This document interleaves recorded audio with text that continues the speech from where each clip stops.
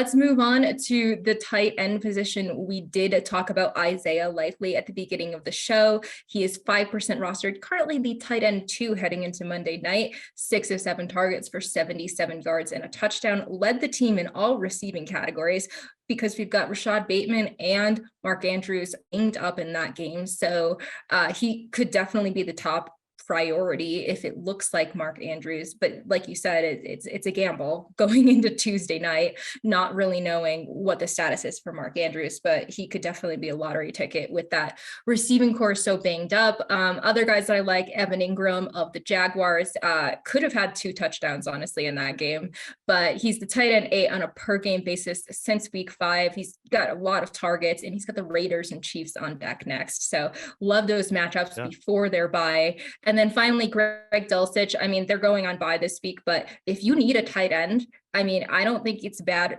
idea to add this guy, especially if you have the space. Currently, the tight end 8 caught 4 of 5 passes for 87 yards. Tight end 4 on a per game basis since joining the team in week 6. I mean, it's a short list of guys that are better than him in that short span. So I certainly think that he could be worth an add, and they get the Titans and Raiders after their bye.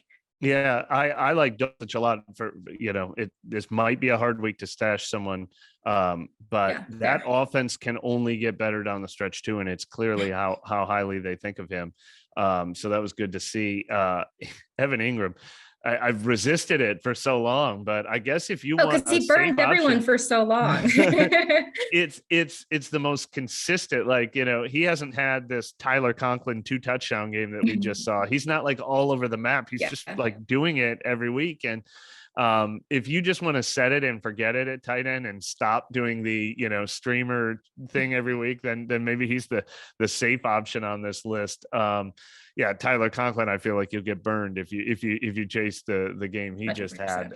So yeah, and it was just a really good kind of week for the tight end position overall. I thought with Pitts finally coming through, Dalton Schultz returned. And one name, I guess maybe he's not on this list because it feels like he should be less than 50% rostered. But when we talked about the trade deadline, if Mike Gesicki ends up anywhere else, he could be a really interesting guy to pick up. Yeah, Gesicki is, I think, 60% roster. Yeah. So it's worth checking. And we did talk about, we kind of mentioned this earlier, but guys like that you wouldn't think were dropped or maybe available just because people have to make room because of the buys. Dawson Knox was dropped in one of my leagues, and I think he's 77% rostered pretty much on Yahoo. So it's there are guys that will just be dropped because people are desperate and they need points each week. So definitely check that out. Yeah, Tyler Conklin, I mean, we talked about him earlier in the season. He was definitely better with Joe Flacco, but so was everyone on this team. So it might be a little rough chasing those touchdowns. Like, I don't know what you can expect from him rest of season. Cole Kmet, we had a Cole Kmet sighting.